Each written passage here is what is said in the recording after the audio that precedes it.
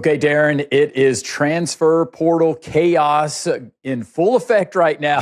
Yes, after March Madness. And we also got to crown a champion here in the 25-26 season. The Michigan Wolverines, Dusty May does a fantastic job. And how about the Furman Paladins, though? Because now we can say that the past two NCAA tournament experiences for the Furman Paladins, they lost to the runner-up in the national championship game, obviously losing to UConn this past tournament, and then going back to that magical run where they upset Virginia, would ultimately lose in the second round to San Diego State. So there we go. SoCon, don't sleep on some of these mid-major programs. Hey, so what a wonderful experience, though. But I want to dive into more about that experience because you were there in Indy. Yeah. Boots on the ground. Let me know how it was just from terms of the experience. You've got the coaches convention going on. And I remember back in the day where we didn't have all of this access in terms of text messaging and, being able to follow people via social media and all of that. And man, I would camp out at the hotels, all member of the all lobby team. Hey. I can promise you, man, trying to do host whatever hotel, you could. Baby. Yes, that's right. Yep, that so lobby of the host hotel. Yes. Give us the scoop. What was the experience like in Indy? And I'm disappointed I wasn't there this year. Hey, we'll get you there. We'll get you there next year. Hey, we're going to do SoCon Fast Break live from the Final Four next year. Yeah, we are. Yes, get ready for that, people. Yes, we are going to be there. In Detroit next year. Yes, that's right. It's going to be Detroit, but ironically, my first Final Four back in 2008 when I was trying to get my first college coaching job was in Detroit. So it is. I will tell you, for me, it kind of comes full circle next year going back to Detroit because I don't think I've missed a Final Four since 2008. If I have, it's maybe been one or two. But I genuinely don't think I've missed a Final Four since 08. Look, you asked me kind of to share the experience. It's something that every basketball fan, every sports fan should experience once in their lifetime, even if you don't go to the games, because it is one of the most unique weekends of the year. And NABC, please do not ruin it by moving the convention away from Final Four weekend. Agreed. There were some rumors floating around that they may move the NABC convention to a different weekend or a different week because the Final Four and the NABC are the only major sporting group, for lack of a better term, in the country that does their convention around a major weekend like the Final Four. But I think it's one of the things that makes this so special because you have access to coaches, you have access to business professionals in the space, you have access, you name it. If it's involved with college basketball, you have the opportunity to have unique access to that entity or those individuals or that group. And it's an incredible opportunity to gather with your friends that you don't see a ton in the coaching business or, just in the sports business industry that you get to visit with. There are incredible parties. It's great networking. It's a great educational aspect of it. There is a great educational aspect of it, which we'll go into in a minute. Some of my takeaways from being down there or up there. It is an incredible weekend. And oh, by the way, there's 3 incredible games that get played. And if you have the opportunity to go to those as well, you 100% should. I know there's a lot of talk. It's in a football stadium. The viewing experience is not as good. Even when you're lower, it takes away from it a little bit, but the pageantry is so special that you can forget about that because when you really sit there in the moment and you look around and you're just like, wow. This is special. Yeah. And it was extra special for me this year. I had 2 very close friends and former colleagues coaching in the Final Four. Justin Games, the head athletic trainer at the University of Illinois, now does a phenomenal job. They had an incredible year. And Matt Aldred, national champion. That's Matt right, Aldred, baby. Head Go, strength Coach Matt. and conditioning coach at for the Blue at Michigan, and so congratulations to him. But it was really special being able to see those guys compete at the highest level. But it's an incredible experience that everyone needs to experience once in their life. Now, when you were coaching, did you attend the games when you were a coach? or did I you did. sell your tickets? Well, so it depended on the year. Well, no. So to be fair, I never saw my tickets where I would have gotten in trouble. And to be honest with you, they've gotten to a point over the last handful of years, like you can't. Almost. That's right. It's insane. Yeah, it's changed. Right? So, because back in the day, yeah, like especially when you had those physical tickets, like you could move and shake with them. I usually would go Saturday. There were a couple of years when I was coaching that I didn't necessarily go Saturday, but I would usually go Saturday just because, like, I always try to operate the Final Four like this. It is a business trip for me from Wednesday or Thursday, whichever day I get there, till like Saturday at 1 o'clock. And about Saturday at 1 o'clock, I really try to shut it down and just be a fan for the rest of the day. Because look, we are incredibly grateful and incredibly privileged to be able to work in this space and coach in this space, et cetera, et cetera.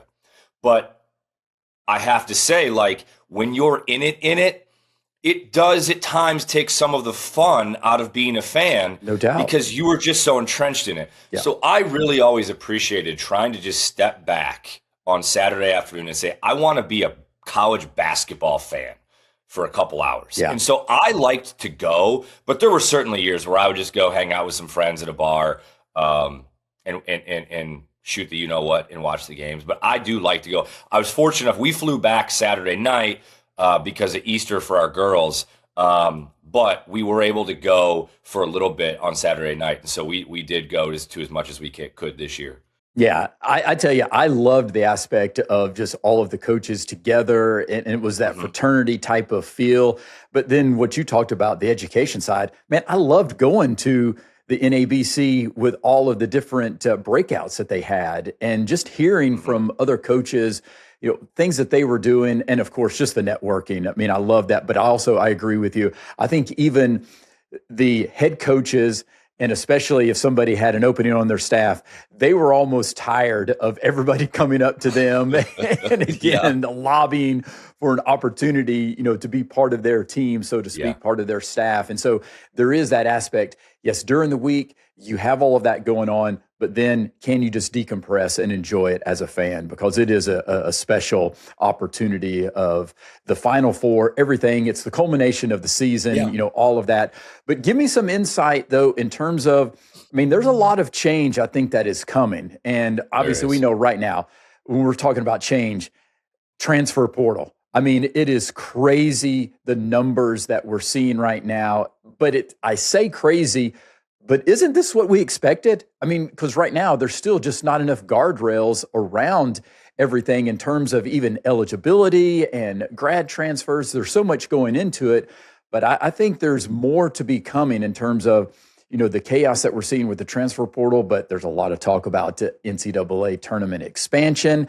And I think there's some validity, and we talked about it before, Darren. I think this is something that's going to happen, but I want to get some inside scoop, what you were hearing there in Indy. Yeah, so, the amount of takeaways I had, we could probably have a whole podcast by itself. But, all jokes aside, I think the three kind of key takeaways that I pulled, and we can get into the weeds of each of them as you see fit. But the portal numbers, they're crazy. Yeah. And the dollar amounts that are being asked are crazy. Okay, yeah. So, before you go on, because I'm wondering from your standpoint, and that's what I think a theme right now is, the numbers are crazy just in terms of the quantity of players that are in the portal.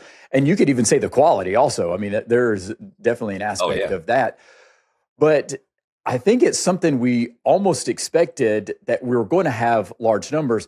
But what I think is throwing everybody off right now, it's the numbers associated with the dollar figures and what some of these agents, what some of these players are trying to demand in the portal, and how that's going to have a huge impact, a domino effect, and especially as it trickles down to the mid-major level, obviously here in the Southern Conference. Absolutely. And to kind of attack that question in a couple different ways, credit to Field of 68 here.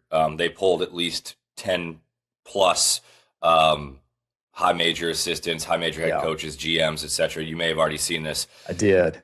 The average for wings right now is 2.5 to 3 million. Point guards 3 to 4, and big men 4 to 5. So those numbers, look, again, we'll get into the weeds as we need to, because this thing could go in so many different directions right now. I am all for guys making money. And yes. And look, like, I do think there's a lot of negativity talked about it. I think these guys being able to profit and to make a salary, because it is a salary. But all jokes aside, but to make this money, it's great. But we have to be able to set some, we have to have a better idea of what real numbers are. And the market is getting set just higher and higher, to the point where even these major programs that are these blue blood programs, or these high major programs that have a ton of money, like, at some point, there's only so much revenue that can be generated. That's right. Well, no matter where you're at. Yeah. So my question is, I know, and I hear in the same narratives out there, just in terms of, we need to be able to set, these markets and the base value of some of these players. Well, we're in a capitalistic society. I mean, capitalism at its best. And so the market is set by what the market will demand and what the market will pay. And so my point is coming back to, well, okay, if you want to stop this inflation, so to speak, in terms of how high these numbers are getting, well, coaches, athletic departments, ADs, stop paying the money. Don't artificially set the parameters. Now, I know that's easier said than done, and I'm being overly dramatic here, but the point is that we're at such a point that all of these programs are in a major dilemma, because it's win at all costs. And we know right now there's going to be somebody else that will say, well, we'll pay it. And then you're going to lose out on some of these players. So I think you bring up a key point right there. And that is some of these coaches setting the market. I'm not going to go into all the specifics, but I'll say this. I heard about a kid who didn't necessarily have great numbers. Let's just say somebody was willing to pay him a significant six-figure number to go elsewhere. And it's just like, guys, that's right. All due respect, like, those numbers are just not good enough to justify this number. So what I say that to say is, like, you're doing it to yourselves a little bit, because now somebody can find out about that and say, here's these stats that this kid had and he got X. So guess what? I was a couple points higher and I shot it a little bit better, or I had a little bit better of an assist to turnover ratio. So I need more money. Well, now we've set the market, and those are unrealistic numbers. And when you look at, sure, do guys get overpaid in the NBA? 100%. Of course. But guess what we have to a degree in the NBA? Like, there is a bar where, with the salary cap and the way it works out, like, you're just not going to pay X. Nobody is, for a certain caliber player. Yeah. And so that bar has to be set here. And as coaches, I know you have to fill roster spots, but we have to be strategic here and understand, like, we can't just be going out and throwing money around, because that has a detrimental impact on the rest of college basketball. Oh, it does. I'm not saying everybody's doing that. And look, I mean, gosh, there's so many directions we can go here. Like, this is impacting everybody now. This is not just impacting mid-majors. This isn't just impacting, like, high major programs that don't have, historically great programs. Yeah. Every single program in the country is dealing with mass exodus into the portal. And one of the other things that I think is important to add here, Richmond, is that a couple of years ago, if a kid entered the portal, generally speaking, it was kind of like the coaching staff was like, man, good riddance. Like, if you do that, there's a point of no return there. Like, we want you. We've made it clear. That's right. If you do that, forget it, right? You're not coming back. Now we're in a scenario where really, I don't care who you are as a head coach. Like, the kid might tell you, look, I'm going to enter the portal. If you want me that bad, you're just going to have to negotiate based on what I'm pulling from the portal. And I think most coaches in the country at this point have had to come to the realization and come to the grips that, like, we're going to have to operate in that under the current, guidelines or under the current system, because my guys know that if they're any good, they're going to enter the portal. But they also know that under a lot of circumstances, if I'm their coach, I want them back. But I want them back at X. And if they don't enter the portal, they're not going to be able to increase that number. So it's this like almost like free agency period where they can kind of go see what numbers they can get to increase what I'll pay that kid. And then now I might have been able to get that kid for, we were speaking in generalities here, but maybe I could get that kid for 1.5. Well, guess what? I might have to pay him 3 now. That's right. I mean, and here's the thing too, like we're not talking about, I wanted him for 1.5 and now I'm going to get him for 1.7. We're talking significant increases in a lot of these. That's the dilemma. That's right. And it's that trickle down effect. It's just become really hard. Yeah, it really is. And so roster management is a big part. And that's why I continue to say that even now, a metric that these coaches are looking at when they're evaluating job opportunities is how much money is going to be set aside for roster management. Oh, yeah. From, revenue sharing and also just NIL, because it's one thing to say, oh, yeah, it's $20.5 million, that for revenue sharing. Well, teams are blowing through that. We do know that. But it's what do they have to supplement that? And that's where all the NIL, quote unquote NIL, and these collectives come in. And look, this could change. So who knows at this age as well. But I think we have a pretty good idea at this point.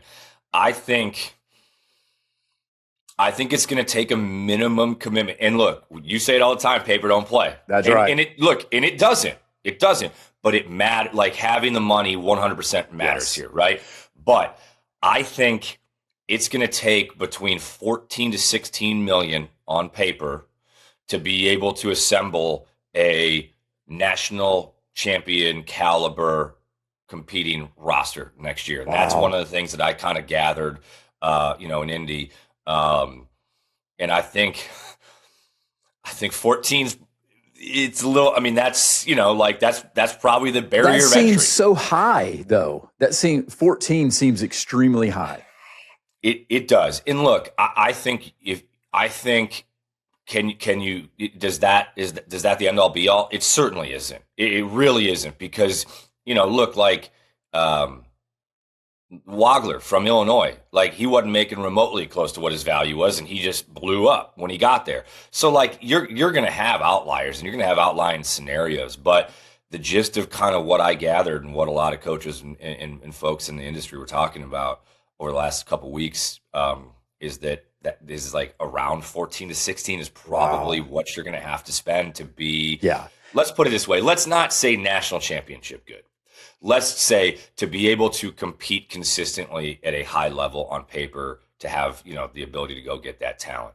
I certainly think in this era, if you're trying to compete at a high major level and you've got under 10, you're going to have to be really, really good with your talent evaluation. Oh, well, that's right. Yes. And I think that's the other caveat to this is that these guys, they're going to have to do coaching, I should say, in terms of bringing in staff that are really good at evaluating and being able to understand value versus talent and how it fits within the roster, how it fits within their philosophy, their scheme, all of that. And I think that's going to be a big part. Now, you're saying 14, 16 million. Yeah, that's high major. But what are we looking at for mid-major? Let's break it down as we're, how are you going to be competitive at a mid-major level when you see, can you be like a High Point that gets a tournament win upsetting Wisconsin there? But we've heard the reports, and again, we don't know 100%, but I've heard, upwards of $3 to $4 million there at High Point. So in the Southern Conference, what is it going to take to be competitive to try to win here in the Southern Conference? Is it 1 million, 2 million? Are you going to have up to $3 million to be competitive in the Southern Conference? And we know if that's the case, there's going to be a lot of schools that they just don't have the ability to do that. No, they don't. And I think over the next handful of years, we're going to start to see more and more schools kind of look themselves in the mirror and say, look, we have to reevaluate what our goals from an athletic department perspective are here. Like, are we competing in Division I athletics because we want to win? Are we competing in Division I athletics for the potential to increase enrollment and the national notoriety that potentially comes along with that? What are our goals? Are we doing it to increase enrollment? What are our goals with it? Because I think one of the other things I pulled, one of the three key kind of takeaways, is that I think the gap between high majors, including like the blue bloods, I think the gap, there has become the opportunity for more parity, because there are programs that traditionally prior to NIL may not have had the history, pageantry, facilities, etc., to be able to elevate their program. But now with revenue sharing and the ability to potentially bring some big money folks in or some strategic partnerships, I think we've seen high major programs that maybe were not as nationally relevant now able to be nationally relevant with some of these other, big time programs. But the other piece of that, and this is the real concerning part of it, is I don't think the gap between high major and mid major and low major has ever been bigger. Agreed. It's getting bigger and bigger. And I'm not going to sit here and get on my high horse and say, the Cinderella's done. But what I will say is that I think it is going to be increasingly harder for lower seeds to win more than one game in the tournament, because the talent gap is just getting too big, because as a mid-major program, you're not able to hang on to these highly talented guys for more than 1 year, right? So in years past, you had mid-major programs. I mean, just look at what we were fortunate enough to have with Jalen Slauson and Mike Bothwell coming back, and frankly, some of the younger guys on that roster that would have been harder to keep in this era, right? Like, you're not able as a mid-major program to have that player development over the long term, where you can potentially have an NBA caliber guy on your roster that you've developed over 3 and 4 years. So can you get the right matchup and win a game? Certainly. But I think the days of seeing mid-major double-digit seeds get past the first weekend, it's going to be fewer and fewer far between, because the talent gap just it's just getting that much bigger between the high major programs and everybody else. Oh yeah, there's no question. And then it just trickles down. Then you can even look at, the mid majors, and even within the conference, like the Southern Conference, you're going to start seeing separation between the top tier teams versus, some of the teams that have struggled because of what you're talking about. And I think there's also this mentality, it seems, at the mid-major level, that even if you do have a player that is high major caliber type of talent, I mean, if you're going to be fortunate to keep them 1 year. And I'm also even wondering if part of the recruiting process, even at times, is now the narrative as far as, hey, come here, for 1 year, and I'll do everything I can to help you get a bigger deal down the road. And, I think that just adds to even more of the revolving door that, hey, let's just get them in for a year. This is how we have to recruit, and we'll do everything we can once they have a stellar season to get them a better deal somewhere else. Look, I think you bring up a great point. And if I'm putting my coaching hat on and I'm sitting there as a mid-major head coach, that's something I don't want to do, because I want to build stability and I want to build program culture, and I want to be able to retain and develop talent. But I'd be lying to myself if I would sit there in a staff meeting and didn't bring that up with my assistant coaches and my staff and just say, look, like, I know this is what we want, but are we really going to be able to do that consistently? And frankly, I think we've even seen it at the high major level. Like, freshmen don't win, in the long run anymore. Like, you have to have some older dudes on your roster now. That's right. Don't get me wrong. There were some high level freshmen playing deep into the tournament. But what I'm ultimately saying is that I think, like, a team full of five-star freshmen, like, those days of making a deep run, it's going to be harder and harder to do. You have to be able to sprinkle in your roster. So digressing a little bit, but kind of getting back to your point of, like, I think if you're a head coach at the mid-major level, I think you absolutely have to at least consider that to some degree without selling your soul, right? Like, I'm not going to sell my soul for this, but, like, I probably do have to realize, look, if I want to get good enough talent to be able to compete and maybe go win a game or two in the tournament, like, I might have to be willing to take a guy that, like, didn't pop at the high major level for whatever reason, bring them back down, reset, and say, look, like, let's go into this knowing this is going to be a 9-10 month thing, and let's go fricking be the best we can be, and no hard feelings. That's right. Yeah, there's no doubt that's part of it. And just even looking at the Southern Conference here, there's no doubt that we're at a point now where I think we're going to see this consistently in terms of how you're looking at teams. And as we getting to know some of the teams that we just got through with 2025-26 season, well, coming up in 26, it's going to be completely different teams.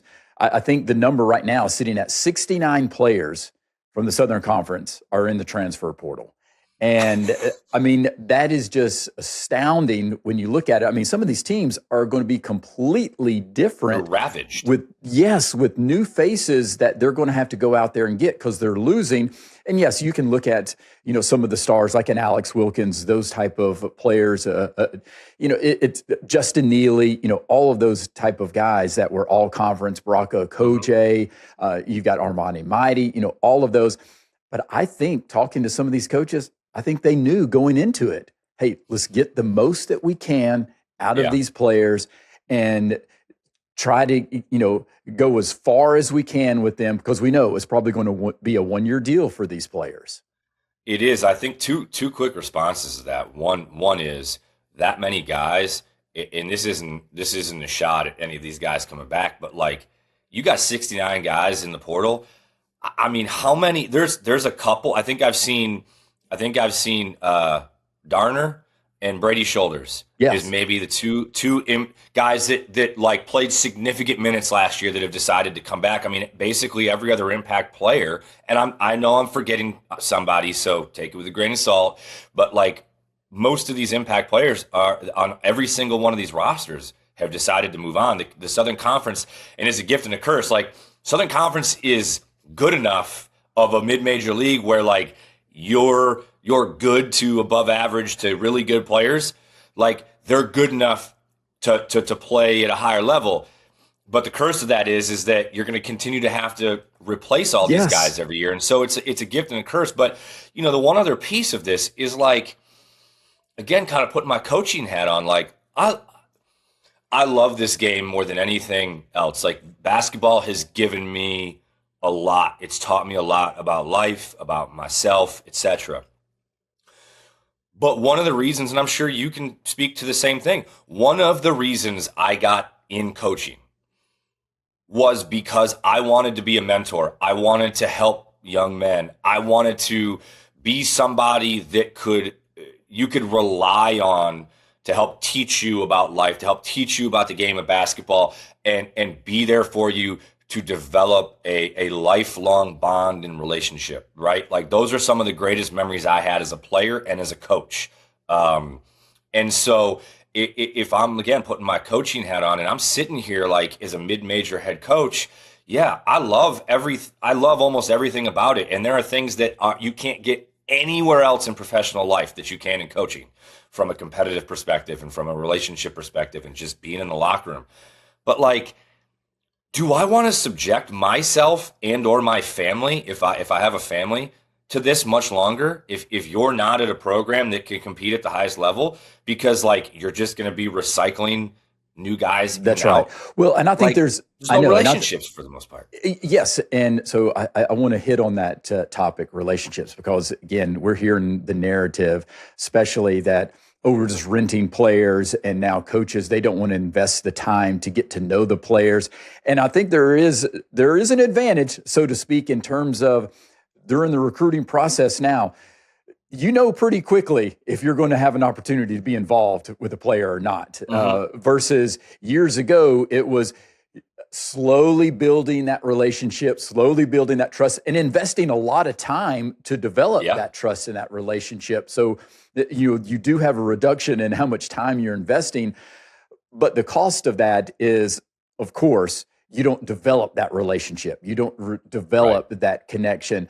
But I do think the programs that will have the most success, of course, going to have access to funds to be able to put together a roster. But I think it's the coaches that will also still focus on that connection and focus on that relationship and view it as, you know what, even if it's for a year, I'm going to put everything into entrusting that player with my leadership because they're entrusting themselves to come to this program.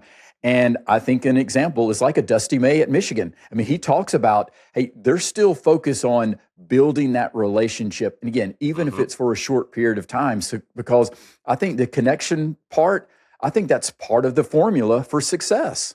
100%. I completely agree with you. And with everything that I'm saying, I certainly don't want to insinuate that you cannot build a relationship, A, and that B, relationships in this business are dead. They're not, because I think you're exactly right. I think it's almost to a degree, I think you have to have a balance, but I think it's almost a time to like double down on relationships in your culture. No doubt. Because there are a lot more guys now that are in this business that are just more willing to say, okay, like to a degree, like, yeah, we'll make it transactional. Like, you know, you're kind of in it for a reason. I'm in it for a reason. Like, we'll be unselfish to an extent, but we're also going to both be selfish for our final pursuit. So I could easily make the argument that you have to embrace this, but you have to understand, like, look, let's double down on our culture now, and let's double down on our relationship aspect here, because if you have those true leadership qualities, like a lot of these guys do, I think you can break through to that.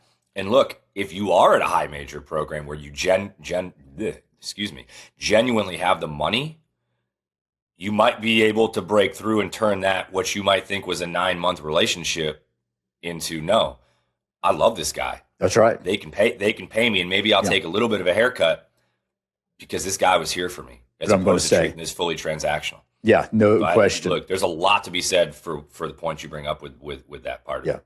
100%. Okay, so looking back at the SoCon here again, basically 69 players have entered the portal, and that could increase. That's just the numbers that we have as of right now. I mean, there's several teams that have 8 players in the portal.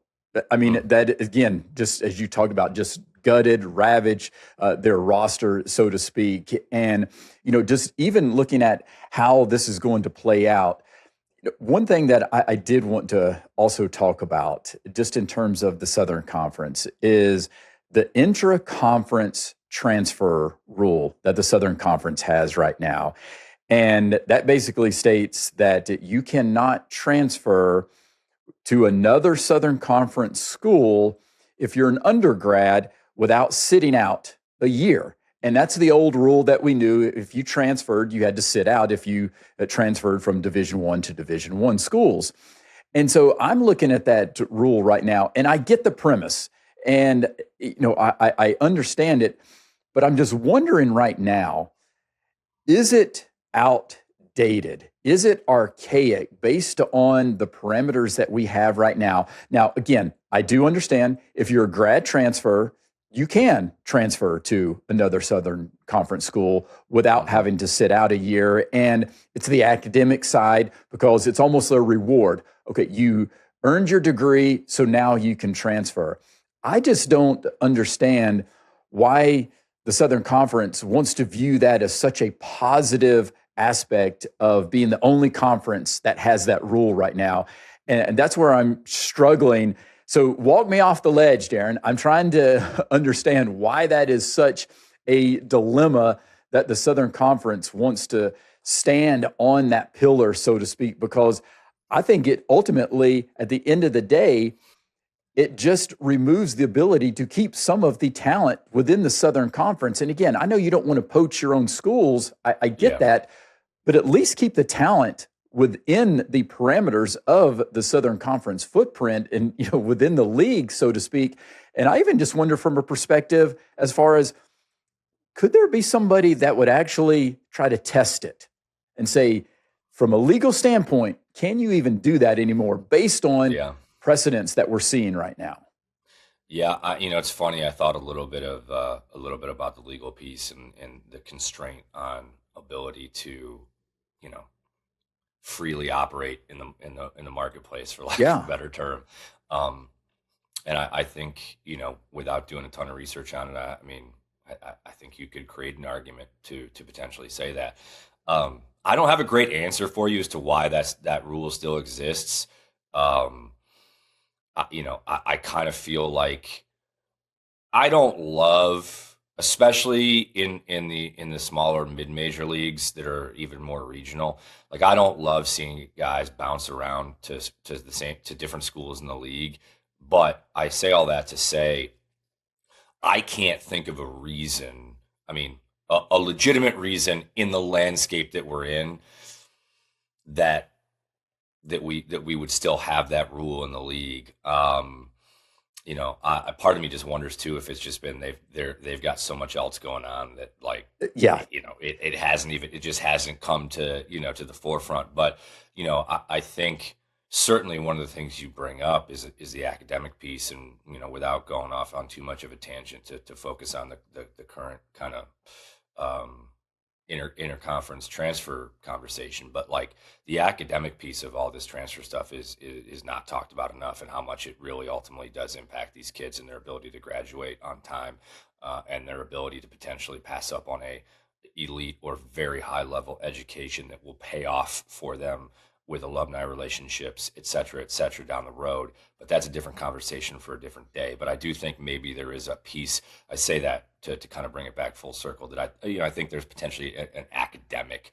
piece. There's no doubt for the interconference rule. But I just can't really think of a good reason in 2026 in the landscape that we're in.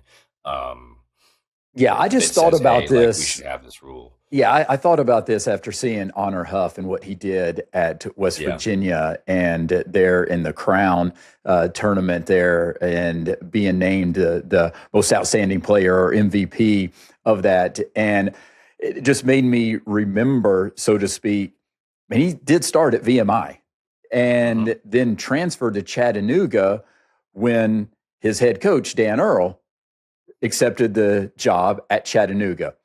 And then Honor Huff sits out an entire year. And I just think back, man, that was pretty interesting that he did sit out a year. But Dan Earl didn't sit out a year.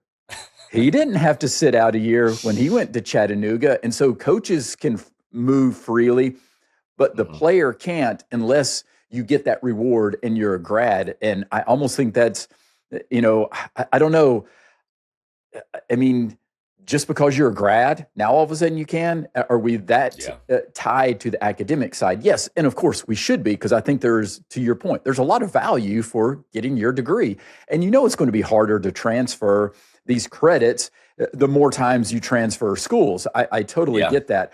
I just think it's, in this day and age, try to keep as much talent as you can in the Southern Conference. That's my point. And based on where this is all going, I just think right now it's an archaic rule that they need to reevaluate, and how much value is it bringing, but also how much in terms of, would we even see guys transferring within the conference? Because I think there's an aspect right now, to be honest with you, Darren, is that the guys transferring, they're typically, because they're transferring to a higher level, because they're going to a better league, at least a perceived better league.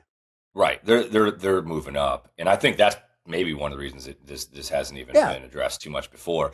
One thing I think, playing devil's advocate, though, that is probably worth bringing up is, this rule can help promote competitive balance, right? Because, look, I mean, you've got a couple schools in the league that clearly have more money to spend than others. And so, could you make the argument to say we want to keep competitive balance here? Where, like, that's right. That is then you definitely don't a have factor some of the teams that are finishing 7 through 10 in the league every year, but like they got a couple good players, and it's essentially then become a funneling system for the top 2 or 3 teams in the league to just come pluck those guys, some of those guys. So it's, I think, playing devil's advocate, there's certainly a competitive balance piece of that. But like you said, if you average 10 plus, 12 plus a game in the Southern Conference, like, someone's going to be offering you a bigger bag than just about anybody in the league is going to be able to do for you. And that's generalizing, so it's not with everybody, but like, most of these guys are leaving. They're leveling up. Yes. So. Oh, no doubt. All right. So I do have a question too, because I'm just curious your view on, as much as we talk about, oh, it's the players, they're just trying to get money, they're trying to get to the next level, whatever that level might be. And I'm not just saying this is focused on mid-majors. I'm just talking about in all of college basketball, because the other side is, I think with this freedom of movement, it also does give coaches freedom of pushing out. And there might be players, Darren, that might not be fitting in their program as they thought. And so are there conversations going on that we don't know about that these coaches are also utilizing the portal as a way to make their roster better? And I'm 100%. Saying that in a polite way. No, look, 100%. I mean, these were conversations that were happening even before we had the flexibility of the portal, right? Like, I mean, what I think it's important to know prior to all this, like a scholarship was not a 4-year deal. It was a 1-year renewable contract, right? So you would not necessarily have to honor that contract, if the kid didn't fit the program, so those conversations have been going on for years if it's not a fit, but it certainly makes it easier. And yes, there are certainly those conversations going on now where it's just like, look, this didn't work here. Now, most coaches, everyone I've been associated with, if it's not the right fit, there is 100% a commitment to help that kid find that young man find Agreed. the right, That's the right. right fit. It's not a, hey, we don't want you, go away. Yes, right? and that probably came across the wrong way when I said it that way, but I wholeheartedly agree. But it is an opportunity for them. 100%, and it's easier now. Yes, it is easier. There's no doubt. And I mean, at the end of the day, we also know that's part of what you do as a staff is that you're trying to over-recruit. So if you have a talented point guard, hey, even at the high school ranks, you're going out and trying to recruit a player that's going to be better than that's on your roster. That's just the reality of it. You're trying to get the best talent possible. Absolutely. Look, I mean, shoot, like I got recruited over. I get it. Like it stunk at the time. Nobody recruits over Darren Angel. Come on now. No, I wasn't. I could shoot that thing. That was about it. I didn't have much lateral quickness now. Hey, you and me both, brother. I tried, but all jokes aside, though, I mean, guys get recruited over all the time, and it's a competitive space, and it's one of the great things that it teaches you about life, right? Like, without getting on the lovey-dovey tangent, like.